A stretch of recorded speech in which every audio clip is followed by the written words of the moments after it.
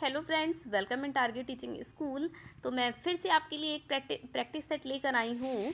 CDP के लिए आने वाली जो आपकी परीक्षा है सीटेट और यूपी टेट के लिए, अगर आप प्रतिदिन क्या करें कि आप एक प्रैक्टिस सेट करते रहेंगे, जिससे आपकी समझ बढ़ेगी कि किस प्रकार से आपको प्रश्नों को हल करना है। ठीक है, प्रश्न क्या है, आपकी स्पीड भी बढ़ेगी। ठीक है, प्रश्न दिया हुआ है कि बच्चे के शारीरिक विकास का सीधा संबंध। जैसा कि आप जानते हैं कि 30 प्रश्न पूछे जाते हैं, तो हम 2 पार्ट में क्लास करते हैं 15-15 क्वेश्चंस की। ठीक है, तो ये हमारा प्रैक्टिस सेट 3 है, जिसके 15 क्वेश्चन अभी करेंगे, फिर इसके नेक्स्ट 15 क्वेश्चन जो हैं वो हम अगले पार्ट में करेंगे। ठीक है, चलिए स्टार्ट कर लेते हैं। पहला क्वेश्चन क्या दिया हुआ है कि बच्चे के शारीरिक विकास का सीधा संबंध जो है वो किससे होता है? विकास दर से, संवेदी कार्य प्रणाली से, सूक्ष्म और सकल क्रियात्मक कौशल से, पारस्परिक संबंध से। यहाँ पे बच्चे के शारीरिक विकास की बात की गई है, तो पारस्परिक संबंध का कोई लेना देना नहीं होगा। विकास दर, संवेदी कार्य प्रणाली और सूक्ष्म और सकल क्रियात्मक हो जाएगा, तो हम ऑप्शन नंबर 3 कर देंगे सही। ठीक है, चलिए अगले प्रश्न में आ जाते हैं। अभिकथन और तर्क वाले जो प्रश्न होते हैं, ये आपके 3 से 4 क्वेश्चन जो है हर क्लास में रखे जाते हैं और हर आपके पेपर में भी रखे जाते हैं। ठीक है, तो उसको किस तरीके से करना है चलिए देखते हैं। एक बच्चा कुछ तांत्रिक गतिक परिपक्वता प्राप्त करने से पहले पेंसिल पकड़ना और लिखना नहीं सीख सकता। मतलब ये है कि बच्चा जो है जब तक कोई तांत्रिक गतिक परिपक्वता नहीं कर पाएगा, प्राप्त नहीं कर पाएगा, तो पेंसिल पकड़ना और लिखना नहीं सीख पाएगा। तो ये बात तो सही है भाई, जब तक उसके हाथ पैर नहीं चलेंगे तब तक पेंसिल कैसे पकड़ पाएगा? सीखना विकास पर निर्भर है, ये भी सही है। जिस अकॉर्डिंग बच्चे का विकास होता है उसी के अकॉर्डिंग बच्चा जो है वो सीख पाता है। किसी का मानसिक विकास जो है तेज़ी से हो जाता है तो वो जल्दी अपनी चीज़ों को समझ लेगा। किसी का मानसिक विकास जो है वो रुक रुक कर हो रहा है, तो वो जो है चीज़ों को थोड़ी समय में लगाएगा सीखने में। ठीक है, तो क्या है, अभिकथन और कारण जो है वो दोनों ही सही हो जाएंगे और सही व्याख्या भी कर रहे हैं, तो हम करेंगे ए और आर जो है वो दोनों ही सही हो जाएंगे। चलिए अगले प्रश्न की ओर बढ़ते हैं। प्रश्न क्या दे रखा है? शिक्षकों को स्वीकारना, प्रश्न नंबर 3 है, शिक्षकों को स्वीकारना चाहिए कि डैश सामाजिकरण की प्राथमिक संस्था है। सामाजिकरण जो है किसकी प्राथमिक संस्था है और जिसकी माध्यमिक बचपन में भूमिका है। तो प्राथमिक प्राइमरी जो संस्था है वो क्या है? बच्ची की जो प्राथमिक संस्था है वो परिवार है। सेकेंडरी क्या है?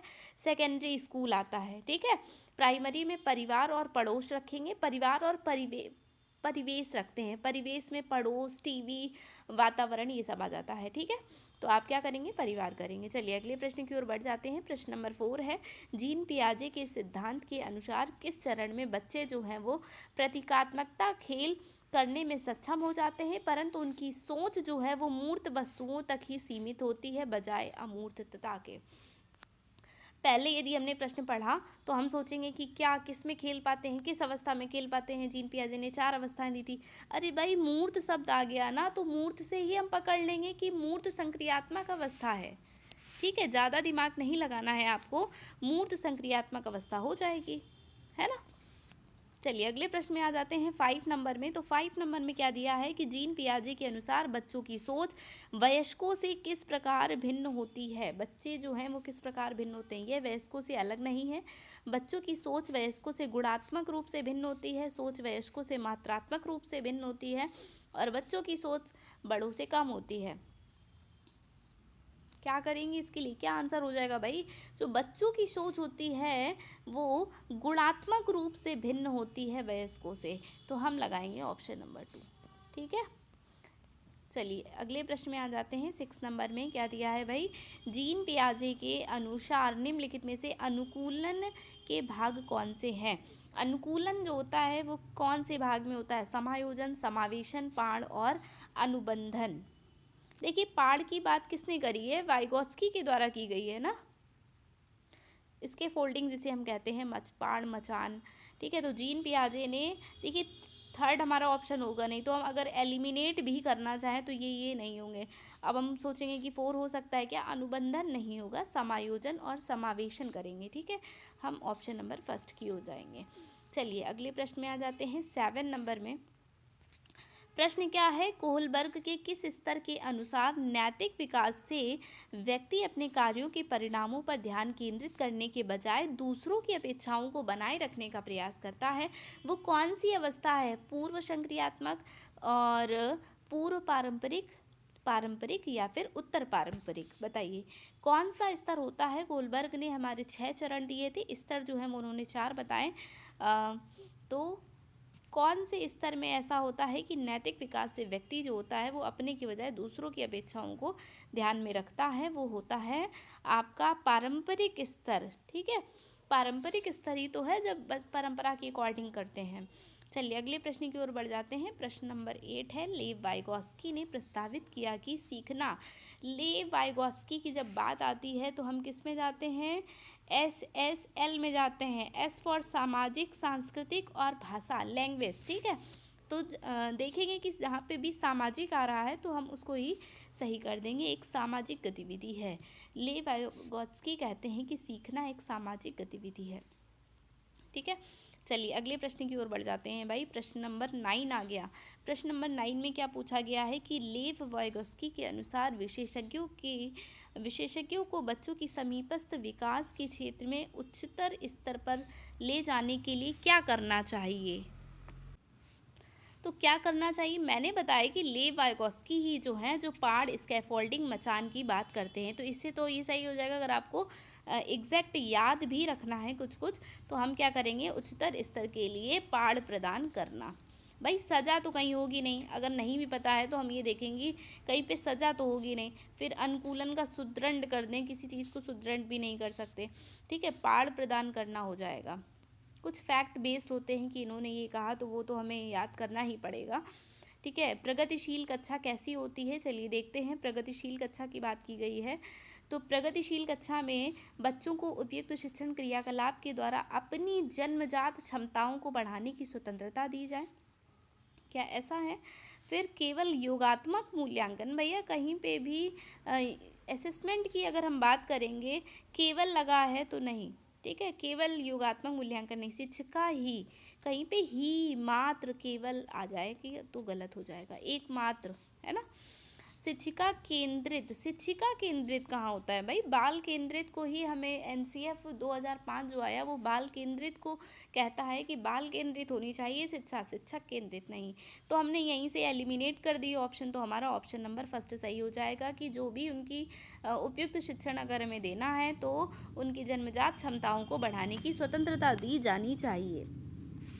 जो भी बच्चे को जन्म से क्षमताएं हैं उसकी बात की गई है, जन्मजात क्षमताएं।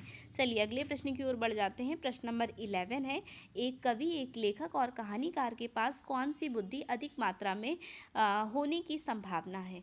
जैसे कि हार्वर्ड गार्डनर ने बताया है कि बहुबुद्धि का सिद्धांत दिया है, उसी पे बेस्ड क्वेश्चन है। तो कैसी बुद्धि होती है कवि, लेखक और कहानीकार में? इसमें भाषाई बुद्धि होती है। कैसी होती है? भाषाई। ये सभी भाषा से ही तो जुड़े होते हैं। चलिए अगले प्रश्न की ओर बढ़ जाते हैं। लेव वाइगोस्की जो हैं इन्होंने प्रतिपादित किया है, क्या प्रतिपादित किया है कि भाषा जो है वो कैसी है? भाषा संज्ञानात्मक विकास से प्रमुख भूमिका निभाती है, बच्चों के संज्ञानात्मक विकास में बाधा डालती है। भाई बाधा क्यों डालेगी भाषा?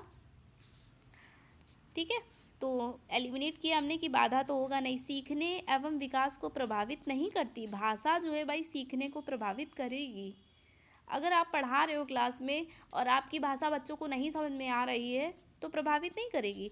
सामाजिक संदर्भ से प्रभावित नहीं होती। भाई होती है, समाज से भी भाषा।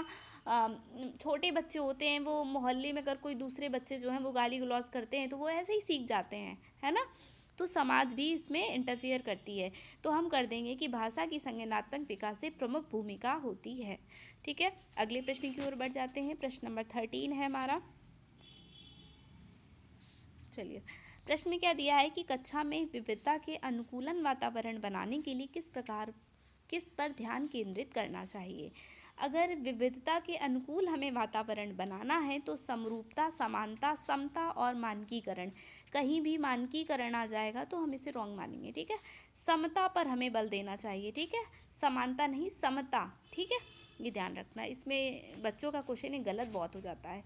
चलिए अगले प्रश्न की ओर बढ़ जाते हैं। 14 नंबर है, सीखने के लिए आकलन। इस तरह का क्वेश्चन जो है, सीखने के लिए आकलन, सीखने को आकलन, सीखने का आकलन, इस तरह के क्वेश्चन रखे जाते हैं। ठीक है, तो किस पर ध्यान देना चाहिए सीखने के लिए? अगर हमें आकलन करना है तो किस पर ध्यान देना चाहिए? परीक्षा के लिए सीखना, भाई कहीं पे भी परीक्षा आ जाएगा, केवल परीक्षा नहीं। ठीक है, वैचारिक समझ, यांत्रिक समझ, स्मरण और पुनरुत्पादन। तो क्या करेंगे इसके लिए आंसर आप लोग? सीखने के लिए आकलन करना है तो वैचारिक समझ, ठीक है, विचारों की जो समझ होती है उसके द्वारा सीखने के लिए आकलन किया जा सकता है। ये हमारी क्लास का लास्ट आंसर क्वेश्चन होगा।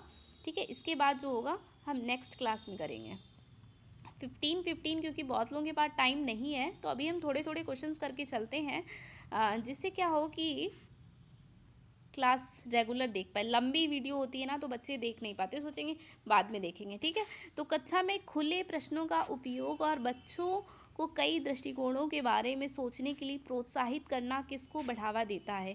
देखिए, खुले प्रश्न जब पूछे जाते हैं उसका मतलब ये होता है, दो तरह के प्रश्न की बात करेंगे। एक खुले प्रश्न होते हैं और एक बंद प्रश्न।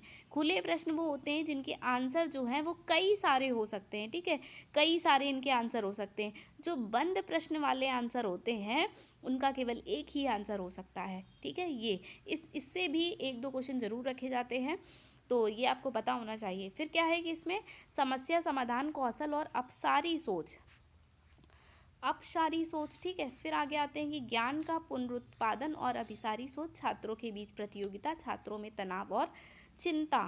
तो अपसारी और अभिसारी की यदि हम बात करें, अपसारी का मतलब जो है सोच जो है वो अपसारी कई चीज़ों में सोच पा रहे, अभिसारी का मतलब एक निश्चित आंसर है। ठीक है, तो हम करेंगे ये। अगर बंद प्रश्न वाले की बात की जाती तो हम करते अभिसारी, खुले प्रश्न की बात की गई है तो हम करेंगे अपसारी। ठीक है, तो इस तरीके से आपको खुले प्रश्न वाले, बंद प्रश्न वाले जो रखे जाएंगे तो इसमें प्रोत्साहित करना जो पूछा जाएगा तो हम अपसारी को टिक करेंगे। ठीक है, बंद में अभिसारी को। और अगर समझ को बढ़ावे के लिए खुले करेंगे। अगर पूछा जाए कि रचनात्मक दृष्टिकोण को बढ़ावा देना है तो किस प्रकार के प्रश्न पूछे जाएं, तो खुले प्रश्न वाले प्रश्न पूछे जाएं, खुले उत्तर वाले प्रश्न पूछे जाएं। कैसी लगी भाई वीडियो कमेंट करके ज़रूर बताएं, और इसी तरह की वीडियोस पाने के लिए चैनल से जुड़ जाएं और चैनल को सब्सक्राइब करें। वीडियो अच्छी लगे तो लाइक करें, शेयर करें। Thanks for watching.